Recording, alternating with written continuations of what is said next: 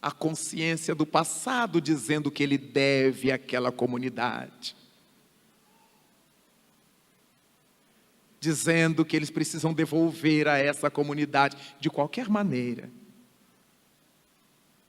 Renascer, nascer de novo, correspondendo a esse novo dia de aula e a essa oportunidade de crescermos para Deus. Um dia, um amigo me chamou para almoçar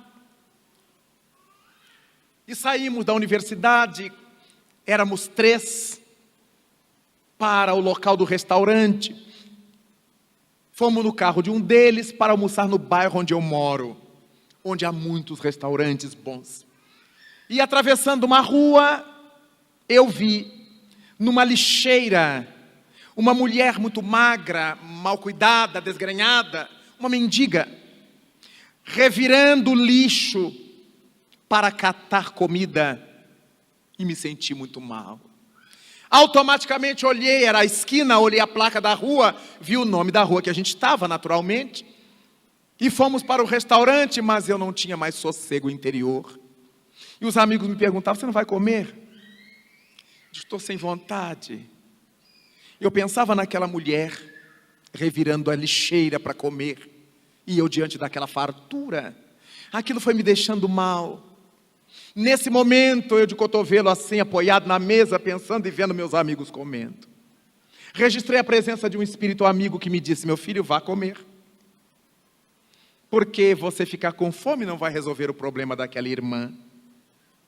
Afinal de contas, se você levar-lhe um prato de comida, ela tirará fora. Trouxe para essa encarnação o complexo de culpa, de que não merece.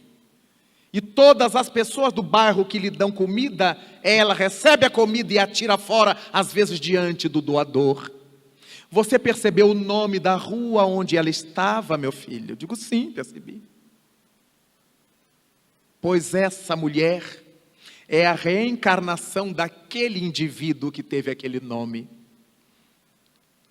Ela pede esmolas nessa rua, como se a rua com o nome do passado a atraísse para cá. E ela vive nessas calçadas e se alimenta dessas lixeiras. Depois eu fiquei sabendo que era verdade. Amigos meus que tinham levado comida para ela, ela tira fora na hora. Então as pessoas param, não perdeu dinheiro, não perdeu oportunidade, não davam mais. Era o mesmo indivíduo que a história nos diz quem foi, lá no nosso estado, um miserável, o que fez contra a sociedade. E há o nome dele em várias cidades do Brasil afora. E eu conheci, reencarnado, numa mulher mendiga que disputava com as ratas o lixo da cidade. Aquilo nunca desapareceu de minha cabeça. Não era Deus que a fez assim, era o complexo de culpa que o espírito carregava por dentro de si. Essas pessoas que dizem assim, eu não mereço, eu não mereço, eu não mereço, pode chegar a tal nível que não merece mesmo. Lá estava a reencarnação. Allan Kardec indaga aos imortais, em que se baseia o dogma da reencarnação? E o Espírito de Verdade responde-lhe, na justiça divina. Como é que essa gente esperta hoje iria resgatar o erro? Se essa gente morre, tem honras de todos os tipos, as cidades são obrigadas a lhes dar nomes de ruas e de praças, de prédios, de logradouros. E nós ainda temos que pôr no nosso envelope o nome do infeliz. Só na volta. E o Espírito Camilo me diz, meu filho, há tantos garis varrendo a praça cuja estátua equestre deles está levantada. Há tantos garis limpando as ruas que levam seu nome. Há tantos. Eles voltam para aqueles lugares onde lhes são prestadas homenagens para que ali devolvam. Ceitil por ceitil, como diz o Novo Testamento. Até que resgatem o que devem. Há pessoas que me dizem, eu tinha tanta vontade de sair dessa cidade. Quando eu penso em sair, me acontece uma coisa. Eu tenho horror dessa cidade. É ali que ele tem que devolver. Eu queria tanto mudar-se para ali, que é mais bonito, que tem mais progresso, que tem... É ali. Eu queria sair dessa cidade violenta, eu queria ir para um lugar mais tranquilo. Não sai. Conheci no Rio de Janeiro um casal de funcionários públicos. Muito querido casal. Lutaram anos a fio para terem um filho. E depois de mais de 10 anos de casados, nasceu-lhes o único filho. Tornou-se um rapaz lindo, bondoso, queridíssimo, muito bem educado. Mas desde cedo, os pais tinham para com ele uma preocupação. As balas perdidas do Rio de Janeiro. E os pais estavam anelando pela aposentadoria, para que pudessem mudar de endereço para um lugar mais pacato. O rapaz estava com 17 anos. O pai já estava aposentado e a mãe acabou de aposentar-se. Eles tinham um sítio, uma fazendola, numa das cidades serranas do sul do nosso estado, na cidade de Vassouras. E para lá então mudaram-se os três. Como Vassouras é uma cidade universitária, o jovem foi aprovado no vestibular, começou a cursar a faculdade, e os pais, felizes por terem retirado seu rebento, único e demorado filho, das tormentas do Rio de Janeiro. Numa tarde, 2 anos depois que estavam ali, o moço estava com 19 para 20 anos.